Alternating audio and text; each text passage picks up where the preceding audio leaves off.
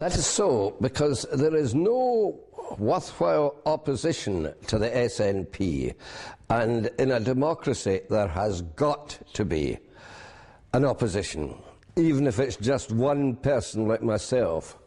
Yeah, but you can't have known that before the election. Oh, and it was sticking out a mile that they were discontented with Labour. The Unionists were nowhere, and by the Unionists I mean the Conservative and the Liberals. For any sake, work it out for yourself, Gordon. That was a safe non-vote, which allowed me to say what I think the SNP should have been doing, and at that time weren't. Right, so what were you trying to say then? I was trying to say that we should be preparing for independence, because independence doesn't mean a step into the dark, as you people in the BBC try to portray it. Independence means broadening down from precedent to precedent, as Edmund Burke said more than 200 years ago, and that is what the SNP has started to do now.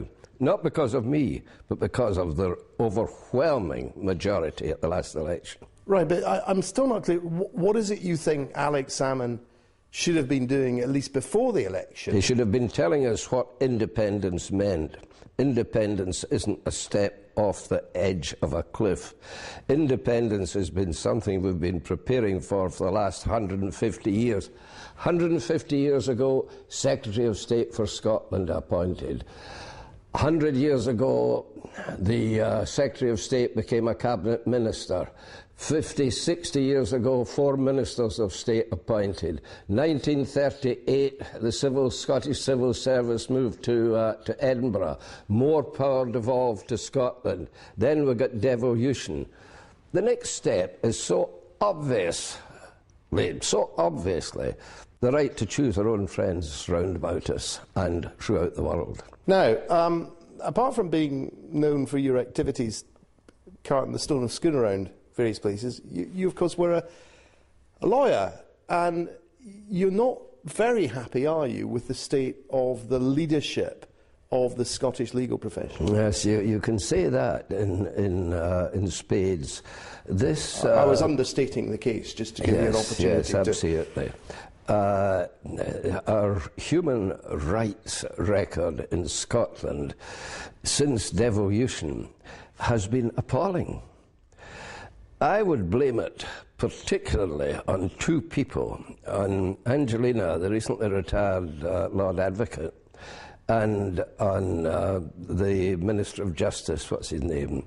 Kenny McCaskill. On Kenny McCaskill. You see, Angelina came up out of the fiscal service where their duty is to get convictions. The duty of a Lord Advocate isn't to get convictions. The Lord Advocate is there to protect the public, and it's there to the office is there to protect us against wrongful prosecutions as well, not just to get convictions to satisfy the red top papers and the red tops in the BBC who blame the administration if they don't get enough convictions. If a high-profile murder goes unsolved, the red tops blame the police and the administration, and then they say the administration is soft in crime. But are you saying that in some of these very high-profile issues where the judicial system in Scotland has been overruled, I mean, the Cada case, for example, the slopping out business, that actually it is the Scottish justice system that was at fault for allowing these situations to develop in the first place? Yes, that's what I'm saying. The slopping out system was a fault of, what's his name, the Wallace, when he was in charge of that, and cost us millions in damages to people who had been in prison. He spent the money elsewhere when he should have been spending it on updating the prisons. That's in the past. What's in the present is the cadre business, and in case you've forgotten, the cadre business is the right of every one of us charged with an offence to get legal advice before, and indeed I would go further and say while we are being interviewed by the police. That's just such a basic right. You see, Gordon, people think it's being soft in crime to let lawyers in to see accuse people. It's not. The real criminals, the heads of the departments of crime, know their legal rights. They don't have to be told them. But if your son or mine was roped in for something he didn't do, he needs legal advice. Look at Gail Sheridan. She took legal advice and didn't say anything. And then what happened to her?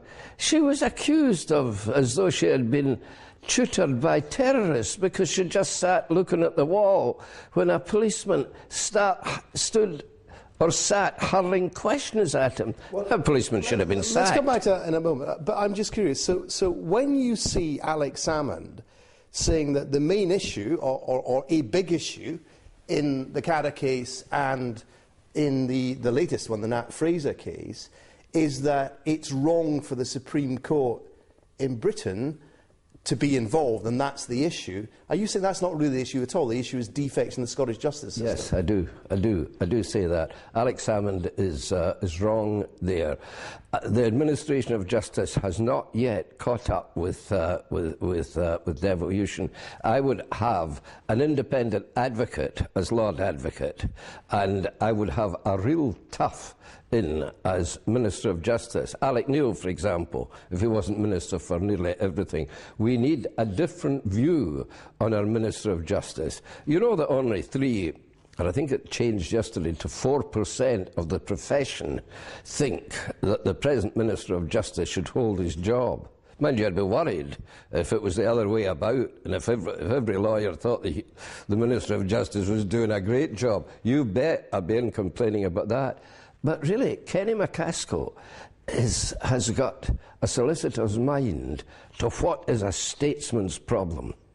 Now, probably the most celebrated legal case in Scotland, at least in the last decade, was the Tommy Sheridan case. Yes. Now, you became quite friendly, didn't you, with Tommy and Gail? Yes. And thought that despite what a lot of people see as a lot of evidence, that he actually got rather a bad deal. Oh yes, Tommy Sheridan's appeal is still ongoing. You know, he's marked his appeal. I'm not sure how far we can talk, but we could talk about Gail's case, because Gail's was substantially the case.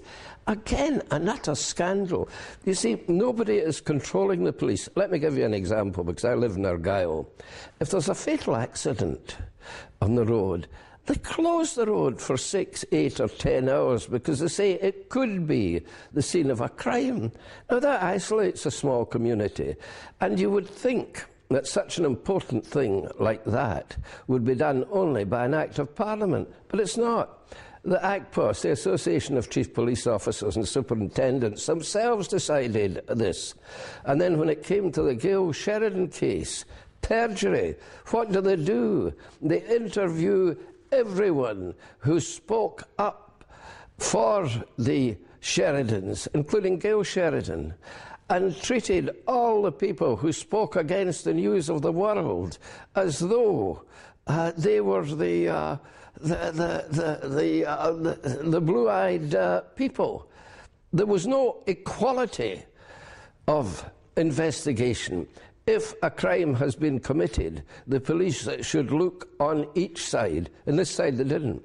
And more than that, the News of the World bought a witness for £200,000 and handed his DVD, which was supposed to hold a confession, handed that over to the Lord Advocate. And the weakness that is characteristic Angelina's office of Lord Advocate, she used that. And then, having put Gail Sheridan through all the trauma and put her 3 or 4-year-old daughter Gabrielle through the trauma of her mother being tried in the High Court, the Lord Advocate says, lo and behold you, it's not in the public interest to prosecute. Okay, all right. Now, Luke, more general point. The poor and deprived in society. I was intrigued. I know one of your views is that no one really, including the SNP, actually represent anymore people who are disadvantaged. Yes, this is why I became, long before his troubles, I became friendly with Tommy Sheridan. When Tommy and Gail and I meet, or met, and will meet in the future, we don't talk about politics, we don't agree with them. But one thing we most certainly agree about, and that is that there's a dispossessed layer of society. It may not be because they're all that short of money, although lots of them are, but they're deprived of hope. And we must devise. You don't think any of the parties, including Labour, is actually None of the speaking... parties, certainly not Labour. I mean, when did Labour speak for the poor? For any sake, don't be daft. Now, you became famous all those years ago for stealing the Stone of Scone, which became a sort of just seen as a symbolic action. I'm just curious, I mean, I'm not suggesting you personally go and do this, but if you were to suggest to someone what an equivalent action would be now, would there be one? I don't think so. I think I was just lucky. I mean, everybody who was anything for a couple of 100 years had said, we must get that stone back. I was just the lucky one. I was just lucky enough to do it. Mind you, I never expected it to be talked about 60 years later. But I pressed the button at the right time. You got fed up with it, don't you? Oh, do you? You bet I got fed up with it. But on the other hand, who else from my class of people in Paisley has had a reception in the Great Hall of Edinburgh Castle? Or for that matter, been interviewed by a distinguished interviewer, Gordon, who has not thrust his own ideas down my throat. I thought I was supposed to do that all the time. I thought you claim in your blog I do that to everyone all the time. Well, you've made an exception tonight. All right, listen, just hearing you mention that, you're going to see the Queen, are you? But I'll tell you about the Queen. When I was rector of Aberdeen University, it was the 500th anniversary, and a list of the people to be presented to the Queen was read out, and I was there.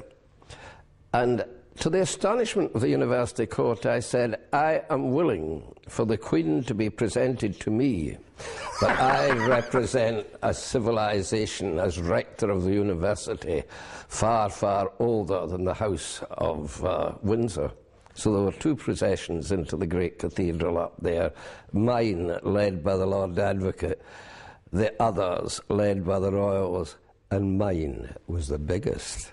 Beg your pardon. All right. Mine was the bigger. I think that's a very excellent place to leave it. Ian Hamilton, thank you very much indeed.